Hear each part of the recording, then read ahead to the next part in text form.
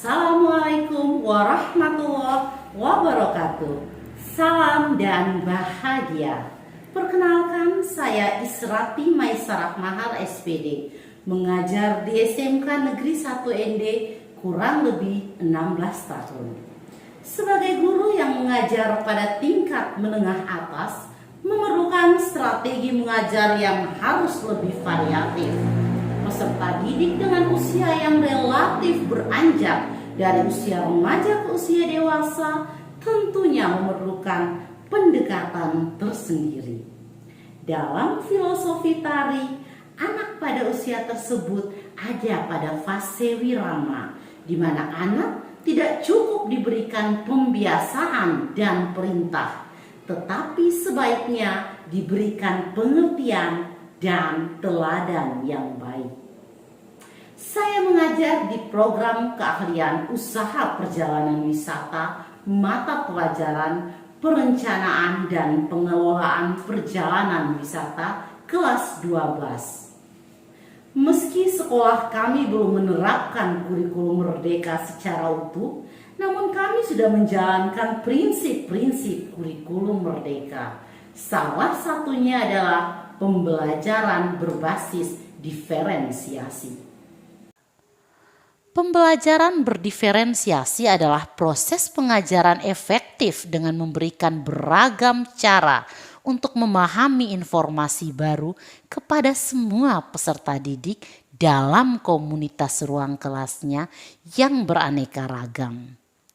Terdapat 3 strategi pembelajaran diferensiasi, di antaranya diferensiasi konten, diferensiasi proses, dan diferensiasi produk. Penerapan pembelajaran berdiferensiasi akan memberikan dampak bagi sekolah, kelas, dan terutama kepada peserta didik. Setiap peserta didik memiliki karakteristik yang berbeda-beda. Tidak semua peserta didik bisa kita beri perlakuan yang sama. Jika kita tidak memberikan pelayanan sesuai dengan kebutuhan mereka, maka hal tersebut akan menghambat peserta didik untuk bisa maju dan berkembang belajarnya. Dampak dari kelas yang menerapkan pembelajaran berdiferensiasi antara lain, setiap orang merasa disambut dengan baik. Peserta didik dengan berbagai karakteristiknya merasa dihargai, merasa aman, ada harapan bagi pertumbuhan. Guru mengajar untuk mencapai kesuksesan. Ada keadilan dalam bentuk nyata. Guru dan peserta didik berkolaborasi. Kebutuhan belajar peserta didik terfasilitasi dan terlayani dengan baik. Dari beberapa dampak tersebut diharapkan akan tercapai hasil belajar yang optimal. Pengelolaan kelas yang berpihak pada murid menjadi tuntutan tersendiri bagi para guru. Membangun keyakinan kelas bersama agar anak menjadi paham tujuan mereka belajar dan datang ke sekolah. Menerapkan budaya positif di kelas dengan memberi salam saat masuk dan keluar kelas, juga berdoa sebelum memulai dan mengakhiri pelajaran adalah pembiasaan yang positif. Penerapan pembelajaran berdiferensiasi pada mata pelajaran yang saya ampu pada kompetensi dasar perhitungan harga paket wisata atau tour costing terlihat sangat efektif karena di kelas 12.1 UPW anak-anak memiliki karakter dan pola belajar yang berbeda satu sama lain. Dengan menggunakan langkah observasi, saya dapat mengklasifikasikan peserta didik ke beberapa kelompok untuk penerapan diferensiasi proses. Beberapa anak membutuhkan pendampingan rekan sebaya sebagai tutornya. Kelompok anak yang lain sudah dapat menyelesaikan pembelajaran secara mandiri dengan metode yang lebih konvensional.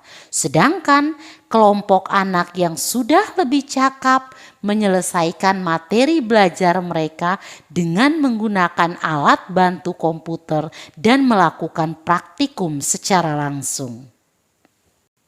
Di sela pembelajaran dengan durasi jam belajar yang cukup lama, kurang lebih 5 jam pelajaran, untuk membangun semangat dan meningkatkan konsentrasi, saya menyisipkan ice breaking.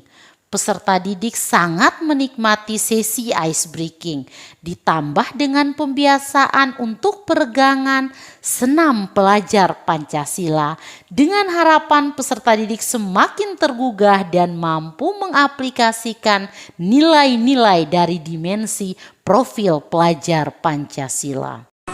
Kita bernaung dalam sila-silanya, kita pelajar Pancasila, ayo kita jaga untuk Indonesia.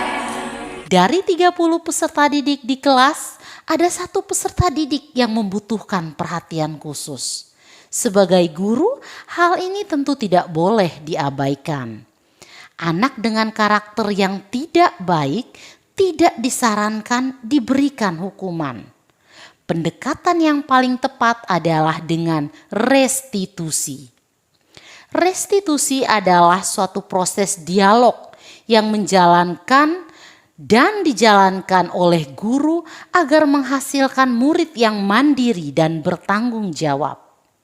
Restitusi juga merupakan proses kolaboratif yang mengajarkan murid untuk mencari solusi atas masalah mereka dan membantu murid berpikir tentang orang seperti apa yang mereka inginkan dan bagaimana mereka harus memperlakukan orang lain.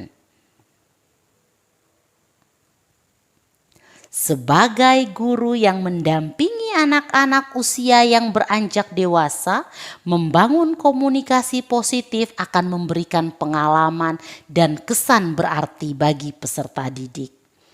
Mereka akan merasa lebih dekat dan guru menjadi lebih mudah mengenal karakter mereka. Mari guru-guru hebat, kita tumbuhkan budaya positif di sekolah. Kita bergerak bersama untuk mencapai tujuan pendidikan nasional.